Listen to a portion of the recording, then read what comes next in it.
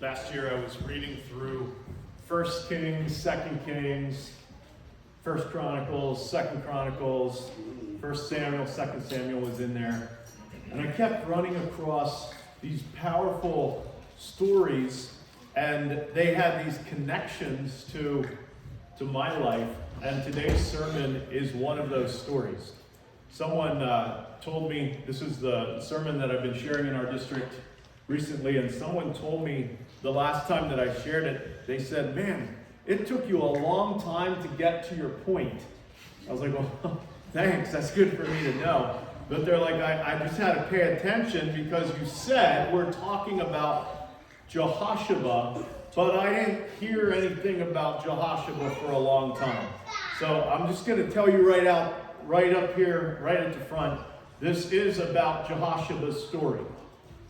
And you might look at that and say, well, that's Jehoshaphat, right?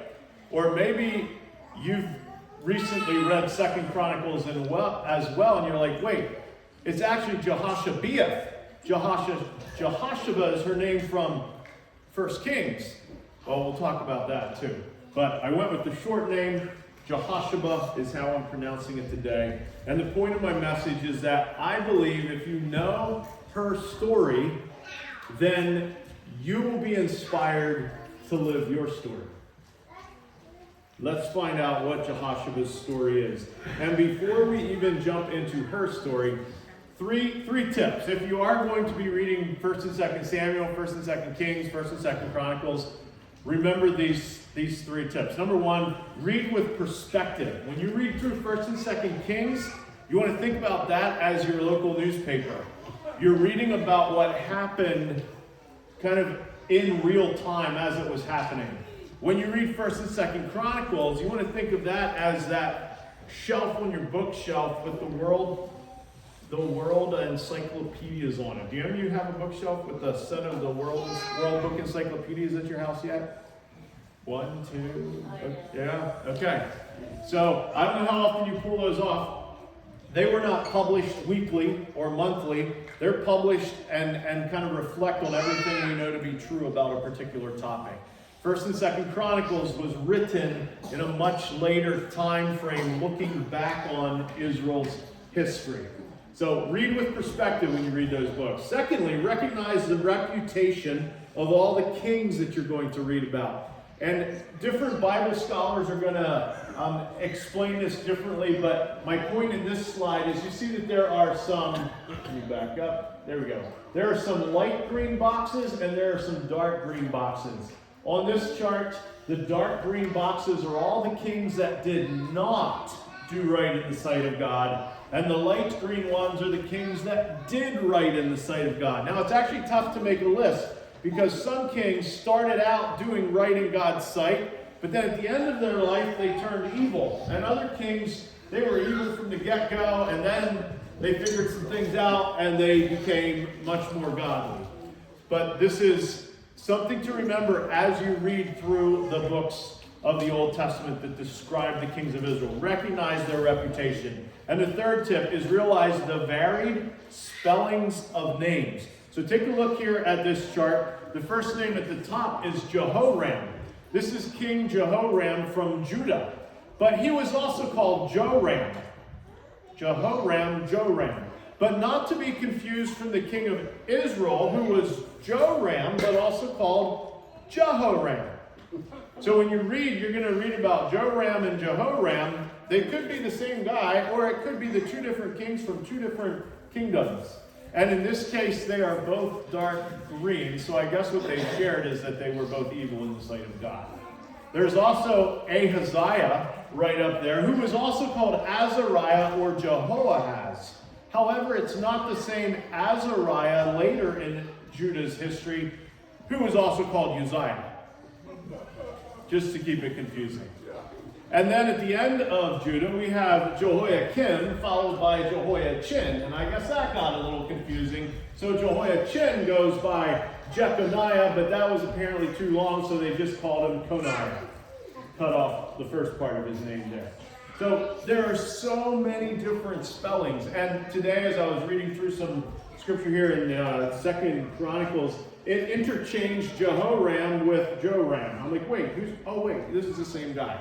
So just be on alert as you read through that. Now, if you're the type of person that gets bored during a sermon or needs to doodle and draw to keep your focus, this is a good morning to do that. You might want to start a little family tree or capture some of the names that we're going to talk about in Jehoshaph's story.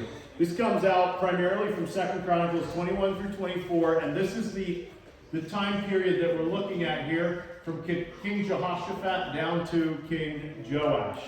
So let's jump into Jehoshaph's story, because when we know her story, I believe it's going to help you live your story. So here's a family tree. We're starting with David, Solomon, Rehoboam, Abijah, Asa. We're going down through the kings of Judah. And we're going to jump in here to King Jehoshaphat. Right there in the middle of your screen, King Jehoshaphat, that's where we're going to begin. King Jehoshaphat is known as a good king. He did what was right in the sight of God. However, he had this little problem. He loved to help out King Ahab. And if you're like, who is King Ahab? Well, King Ahab's the guy that took on Elijah on Mount Carmel and all the prophets of Baal. King Ahab made all kinds of space in his kingdom for Baal worship, for idolatry. His wife, Queen Jezebel, you may have heard about. And they don't have a lot of good going for them in the kingdom of Israel because of their Baal worship. Jehoshaphat, who does good in the sight of God, through marriage gets connected to King Ahab. Jehoshaphat's daughter marries King Ahab's son. And so Jehoshaphat goes to visit King Ahab, and King Ahab says, yeah, I'm having a problem with this group of people. I'd like to go fight them. Why don't you come with me to battle? And Jehoshaphat says, okay, tell me more about it. And Ahab says, well, here's my battle strategy. They're all looking for me because I'm the king, and I'm fighting them. So they're going to want to kill me. So how about I dress up not like a king so no one knows who I am? And Jehoshaphat said, okay, tell me more. Well, how about you, Jehoshaphat, dress like a king? He's like, okay. And so they go out to fight. And guess what? They're looking for somebody that looks like a king, and they surround Jehoshaphat. They're about to kill him. He's like, no, I'm not the king. I'm not Ahab. And they're like, oh, wrong guy. So some archer just randomly lets an arrow fly, and it finds a chink in Ahab's armor, pierces him. He's wounded. They take him back to camp, and he dies. Jehoshaphat, apparently not quite learning his lesson, later in his life, goes back to a son of Ahab's, and they're like, hey, let's build a fleet of ships together. We could send them out, get a whole bunch of gold, and bring it back, and our kingdom would have a lot of assets to it. And Jehoshaphat's like, yeah, I'll be happy to partner with you, Mr. Ahab's son, because always good things happen when I'm over there with Ahab's family, right? Wrong. And they build this fleet of ships, and before it can get out of the harbor, they all crash, get wrecked. I'm not sure if the wind destroyed them. It doesn't give us a lot of details, but they never sail, they never bring back the gold. So that's Jehoshaphat, a good king. He rid idol worship out of the land of Judah. He's known for some reforms. He set up some really good discipleship in his kingdom, sending teaching teams throughout his kingdom to instruct the people in civic law and the ways of God and temple worship. But he's got this issue of wanting to align himself and be found in favor with Ahab, with the king of Israel. And now I want you to remember that, pay attention to that detail about Jehoshaphat. He's described in 2 Chronicles 19 in this way, verses 2 and 3. Jehoshaphat, should you help the wicked and love those who hate the Lord? Therefore the wrath of the Lord is upon you. Nevertheless, good things are found in you, in that you've removed the wooden images from the land, and you've prepared your heart to seek God. So this is part of what's going to shape Jehoshaphat when we get to her story. Jehoshaphat's commitment to right worship, but his propensity to align himself with the wrong people, King Ahab. So let's move on. Jehoshaphat's time of being king is wrapping up. He appoints Jehoram, his son, to be king in his stead. And before Jehoram was appointed king, Jehoshaphat gives all his other sons the silver and the gold and many of the assets of the kingdom. So you can see all these guys over here are brothers of Jehoram. So they get the silver and the gold and the assets. Jehoram is the firstborn, so he gets the kingdom. And as soon as he's set up as the king and in place, he promptly goes down the line and slaughters all his brothers. Takes over all the assets and the kingdom. Because he didn't feel safe with his brothers around who had the money. And so he gets rid of all of them. Now he's the sole descendant from Jehoshaphat, and he can be king in peace, he apparently assumes. Well, remember, this is the son, Jehoram, whose marriage to Ahab's daughter, Athaliah, connects him to Ahab as well. Like father, like son in this case. So Jehoram is married to Athaliah. You can see that illustrated there on your chart. So guess what? He is kind of concerned about Ahab's kingdom as well. And we're told that he followed Ahab's house and did what was evil in the sight of the Lord. 2 Chronicles 21 describes Jehoram's legacy. Behold, Jehoram, the Lord will strike your people with a serious affliction, your children, your wives, and all your possessions, and you, Jehoram, will become very sick with the disease of your intestines, until your intestines come out by reason of your disease, by the sickness, day by day. So Jehoram died in severe pain, and to no one's sorrow he departed. No one was sad to see Jehoram die. That is his legacy. Jehoram has a son. It's his youngest son because Jehoram died. After Jehoram died, he also, through his alliance with King Ahab, was trying to help King Ahab's son Jehoram as well over there on your chart, fight a battle. And the raiders came in and destroyed Jehoram's sons. And so he only has one son left, the youngest, and it's Ahaziah. And you'll see him in the center there as the next king of Judah, Ahaziah. Oh, he was also known as Jehoahaz. Keep the name carousel going there. Jehoram's youngest son becomes sick. His mother, Athaliah, Ahab's daughter, is his chief advisor. So guess what kind of advice he's getting?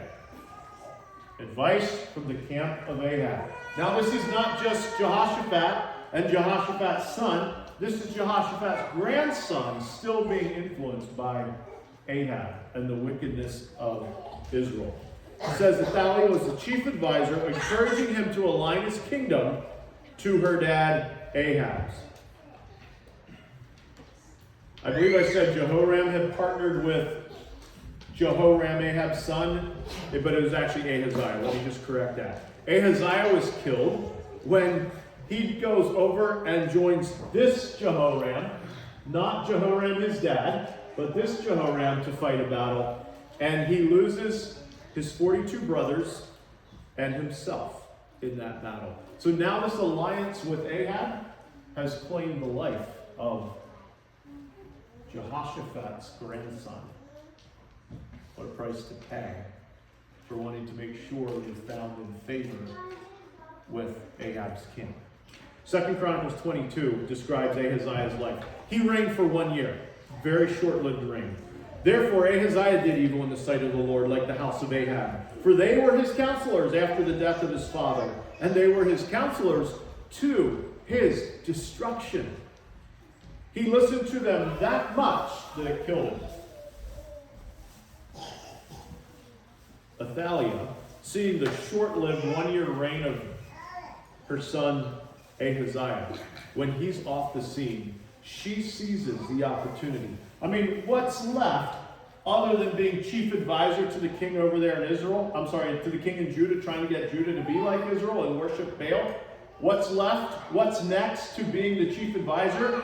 Well, it's being the queen. So when Ahaziah dies after 1 year, not having time to organize his kingdom, Athaliah takes matters into her own hands and begins methodically slaying every descendant of Ahaziah. Now this would mean that Athaliah is killing off her grandsons so that none of them can become king, because she wants to be queen. What a move by grandma. What a sad chapter in the story. Athaliah saw a leadership vacuum, jumped in, declared herself queen, destroys all the royal heirs she can find. But she missed a baby. She missed a baby. And that is where Jehoshaphat and her story enters the picture. We're told that Joash, the baby Athaliah missed, was hidden in the house of God while Athaliah reigned for 6 years as queen. She thought she got them all. She's enjoying her reign as queen. She forgot, though, that in 2 Chronicles 21, God promised he would not destroy the house of David because of the covenant he made with David, and that he promised to give a lamp to David and his sons forever. Let's talk a little bit about Jehoshaphat. We'll get her into the story here. There she is. And if you're following the family tree, what does that tell you? Jehoshaphat is whose daughter? You want to see that line come off again? Jehoshaphat is whose daughter? Jehoram's daughter. Which means that Athaliah is a stepmother to Jehoshaphat. Which means the grandsons Athaliah is killing are Jehoshaphat's nephews. Oh, and for extra intrigue, Jehoshaphat is married to Jehoiada. Now, who's Jehoiada? He's the priest. He's the spiritual authority in the kingdom of Judah, where all this is playing out. So when Jehoshaphat rescues her nephew Joash and hides him in the temple, her and Jehoiada disciple Joash, teaching him the ways of the Lord, raising him with an awareness of who the Lord God Jehovah is and what Jehovah expects from them. And they do that for 6 years, right under Athaliah's nose. She does not know it's happening. I guess she wouldn't have really wanted to spend a lot of time in the temple of God anyway. So that's what's playing out. That's where Jehoshaphat enters the story. 2 Chronicles 22:11. But Jehoshaphat, the daughter of the king Jehoram, took Joash the son of Ahaziah, stole him away from the king's sons who were being murdered by Athaliah, and put Joash and his nurse in a bedroom.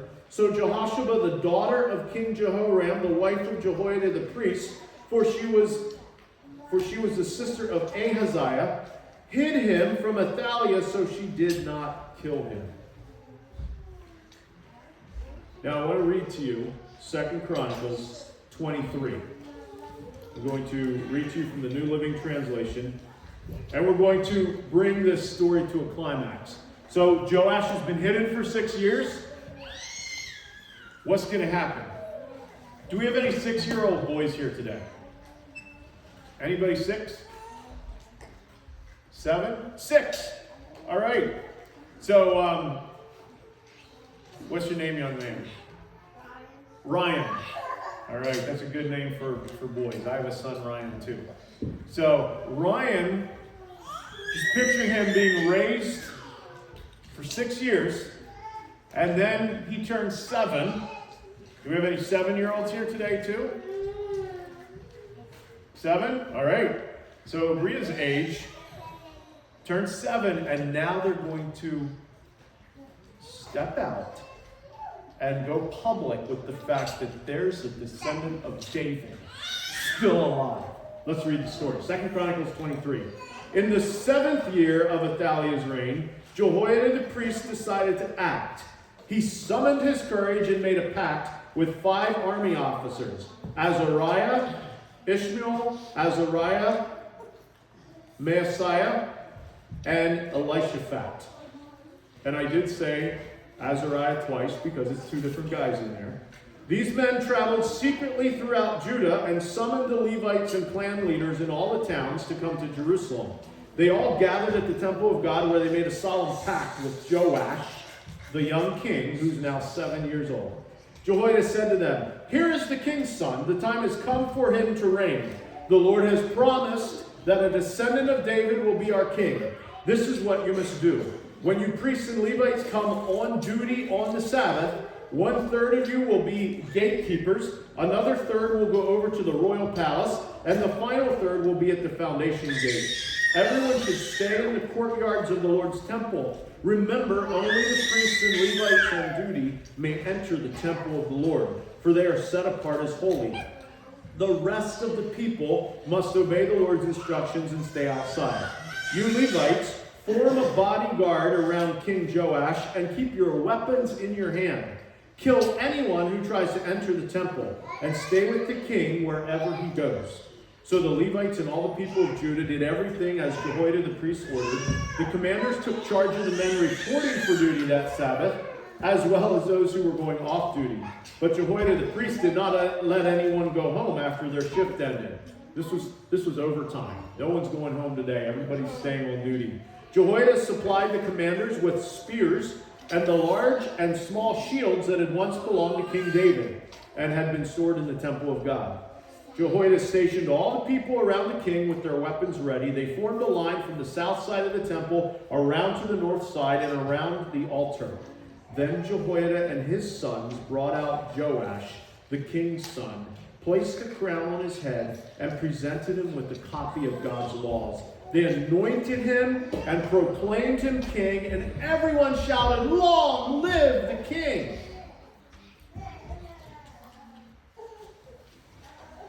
Long live the king. When Athaliah heard the noise of the people running and the shouts of praise to the king, she hurried over to the Lord's temple to see what was happening. And when Athaliah arrived, she saw the newly crowned king standing in his place of authority by the pillar at the temple entrance. The commanders and trumpeters were surrounding him, and people from all over the land were rejoicing and blowing trumpets. Singers with musical instruments were leading the people in a great celebration. And when Athaliah saw this, she tore her clothes in despair and cried, "Treason! Treason!"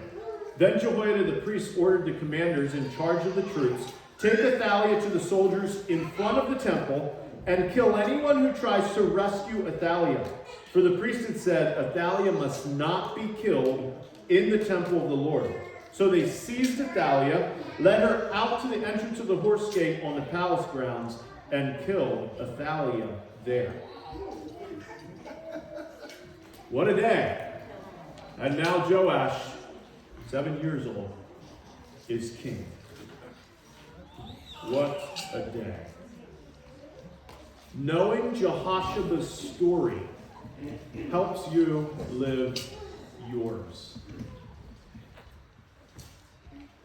Jehoshaphat's act of extreme courage, rescuing a tiny little boy that Athaliah the queen was trying to kill, and bringing that baby boy to a place of protection in the house of God, where he was raised for 6 years, the 7th year to become king, with all kinds of coaching and mentoring and discipleship from Jehoshaphat and her husband, priest Jehoiada. Raising Joash like one of their own sons. Let's pause in her story and grab a couple of lessons. First lesson that I see. Choose carefully today, because your great-grandchildren are going to live with the results. Choose carefully today, your great-grandkids are going to live with the results. What decision are you facing right now that you need to take a step back from and reconsider? How will your great-grandkids be impacted by it? Pete Scazzaro, in his book, Emotionally Healthy Leadership, has likes to make this point. He says, yes, Jesus is in your heart, but Grandpa is in your bones. And you know, we pass on a lot more than eye collar and hair collar to our descendants. We pass on the way we emotionally respond. We pass on family systems and dynamics about what we believe about people and how we relate to them, how we communicate with them. And there's a lot that lives on through the generations to come. Choose carefully today is one of the lessons from Jehoshaph's story.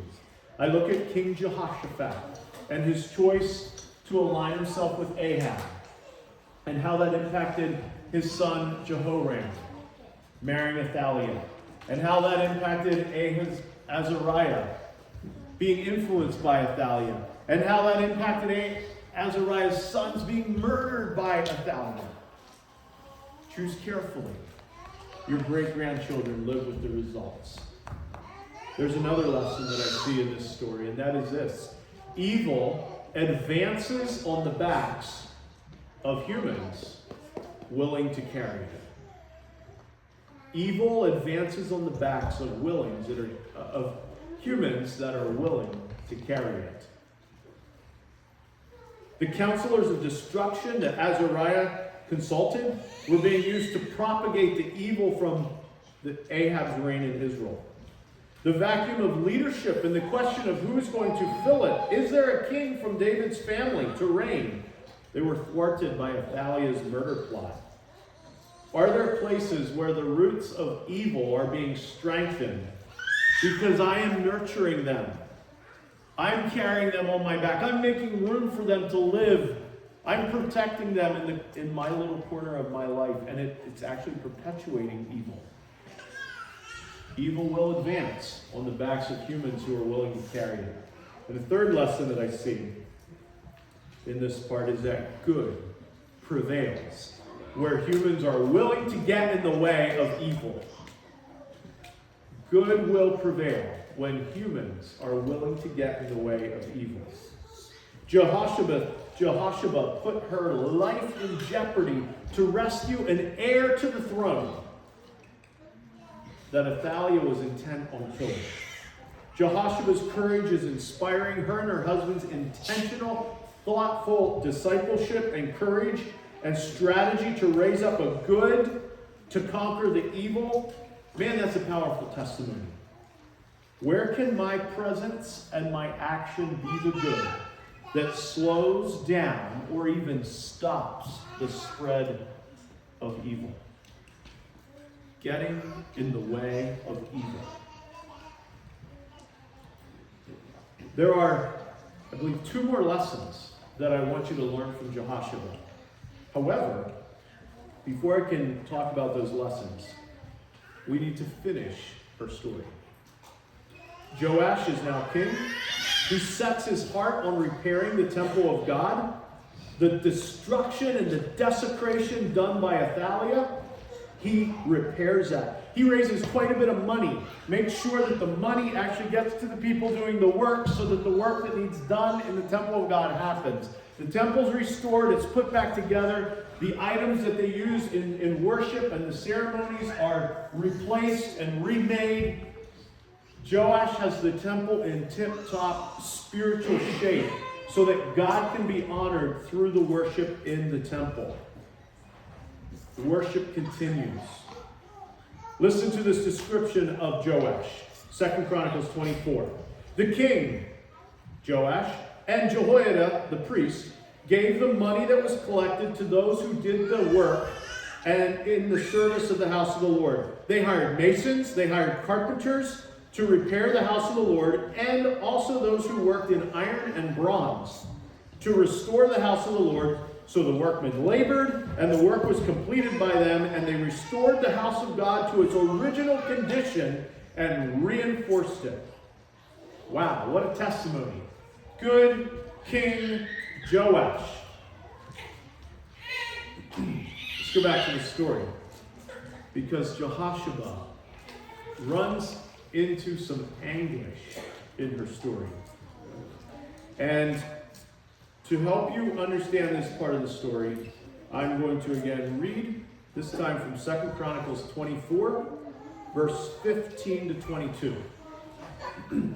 Jehoiada the priest lived to a very old age, so much time has passed.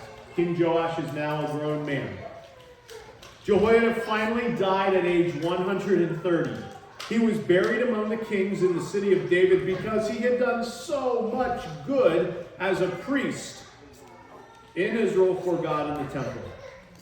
But after Jehoiada's death, the leaders of Judah came and bowed down before King Joash and persuaded King Joash to listen to their advice. And they decided to abandon the temple of the Lord, the God of their ancestors. And they worshipped Asherah poles and idols instead. Did you catch that?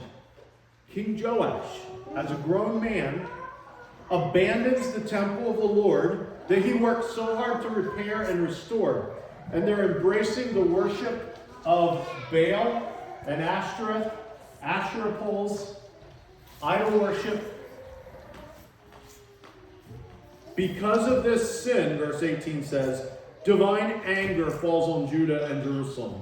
Yet the Lord sent prophets to bring them back to him. The prophets warned King Joash and the leaders of Judah, but still the people would not listen. Then the Spirit of God comes upon Zechariah. I picture here God saving his most potent weapon of truth for last. Remember the parable of the king in the New Testament where he sent people out to invite him to a banquet and collect wages from working in his vineyard? I think I'm mixing two parables. But finally the king's like, I'm going to send my son. They're going to listen to him. Guess what?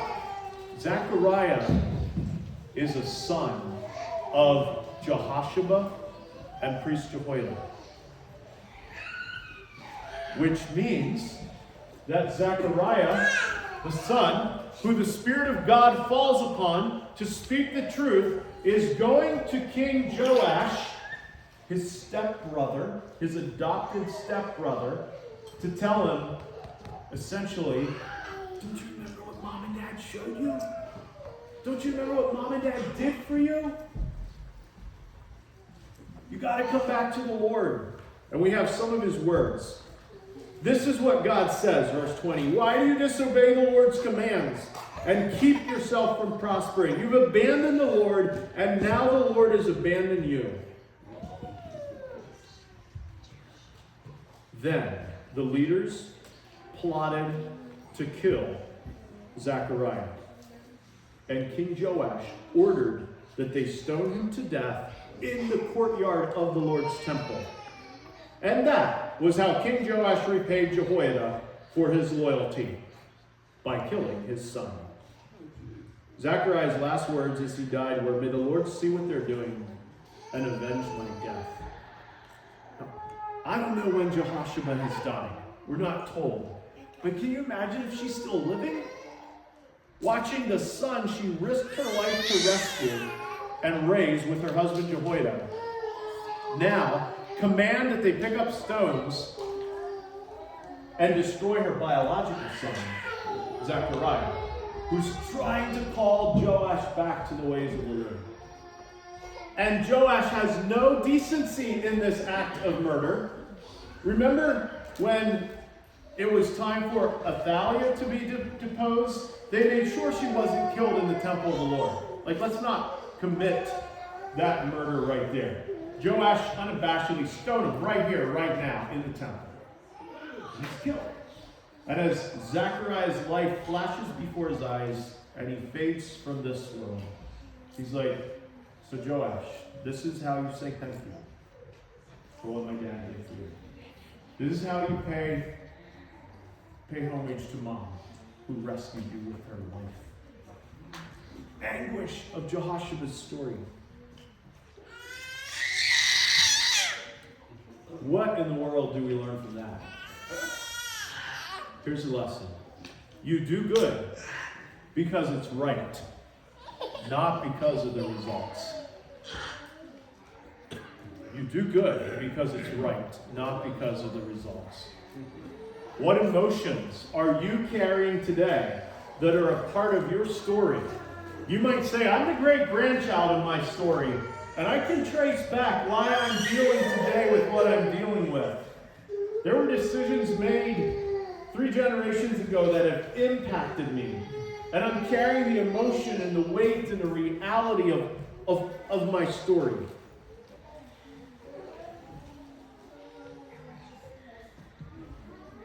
You have your own situation where you've done good and maybe invested into someone's life, and you're not getting the results that you expected. We call this discipleship, intentionally equipping the next generation to know Jesus. Maybe you poured love, time, money, assets, coaching, teaching, mentoring, parenting into someone's life, and the result is leaving you disappointed. And you're like, look at this. How could they turn on us? How could they turn on me as a parent? How could they turn on me as a friend, a family member? You do good because it's the right thing to do, not because of the results.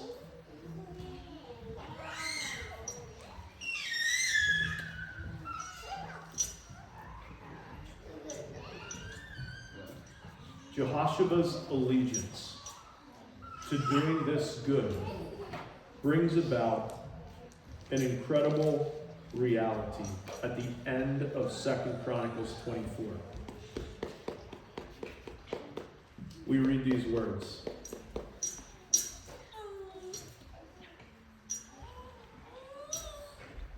Joash, as he is king, his life ends by some of his subjects conspiring against him because of how he murdered Jehoiada. Because of how he murdered Jehoiada's son Zechariah. And some of Joash's servants conspire and they kill him in his bed. And he dies. And he's not buried in the tombs of the kings. As dishonorable as his life ended, they did not deem him worthy to be buried there. And this is the conclusion of the chapter.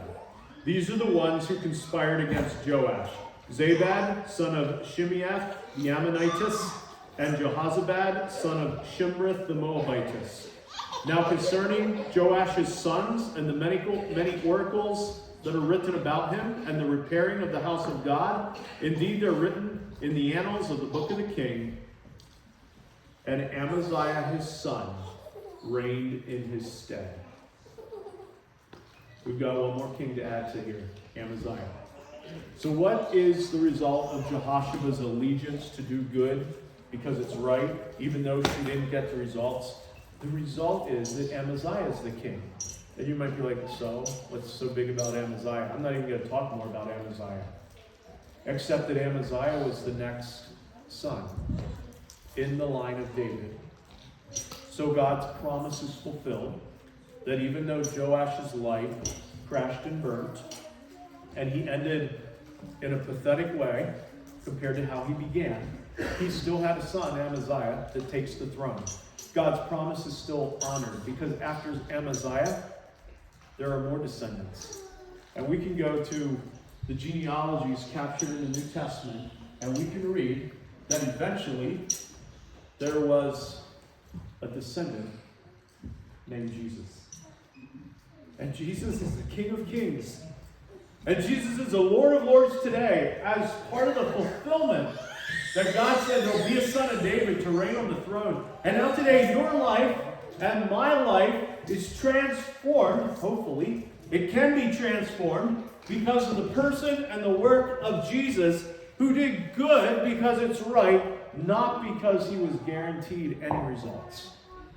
He said, it's right for me to be the sacrifice. It's right for me to bear the sin of the world. It's right for me to give my life, to shed my blood, to rise again the third day, to defeat evil. There's no more reason that Ahab's house has to live in your house. Jesus has conquered that. And whether you believe that or not, it's still true. And whether you live in Ahab's house or have adopted sonship and being a child of the king in Jesus' house, Jesus still did what was right.